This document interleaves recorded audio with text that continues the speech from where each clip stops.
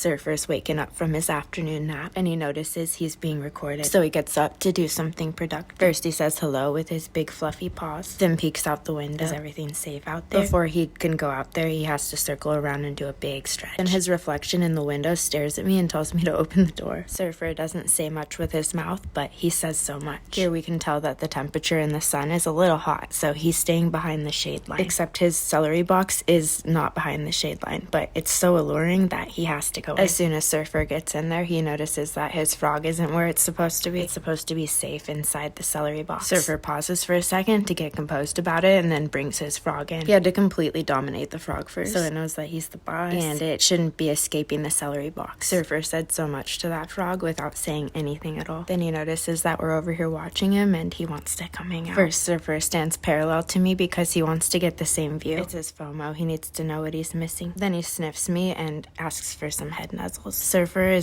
he's really good at nuzzling and extra aggressive about it. The most forceful head nuzzles. They're very much appreciated. He also, when he snuggles, he likes to try to get as close as possible, like almost to become one. He pushes his body next to mine as close as he can. Notice I'm wearing black too. This is gonna be good. And then we hang out together. Obviously, Surfer is extra fluffy right now and he's staying in the shade. He's happy because look at that tail flick. But I want to cool him down, so I get a paper towel wet. Surfer comes in to see what's up. He doesn't know what's going to happen because we hardly do this. But whatever it is, Surfer's here and he's open for it. He also stands right in front of the camera so you can watch. Being a star is just part of Surfer's life now. It's a lifestyle. That's why he got up from his nap when he noticed you were watching. Obviously, you want to see some content. Surfer allows me to wipe him down with the wet paper towel. He's not really sure what it's all about, but he's trusting me that it's good for him. When I give him some treats, that's when he knows it was definitely good for him. It must have been because he goes right back outside into his box in the sun. That means he's not too hot. For some reason, when he's in his box, he thinks he needs to turn his head upside down to look at me when I'm coming. I'm coming to try to help give him some shade. First, I try to move the table, but he says no tables need to be moved. They're too big. Surfer walks away because he doesn't like big objects moving above him. So I move the box into the shade, and I know Surfer likes that idea, but he can't like it yet because it's not his idea right now. So he follows me away like he's totally uninterested in his box. And then when it's his decision, he comes back and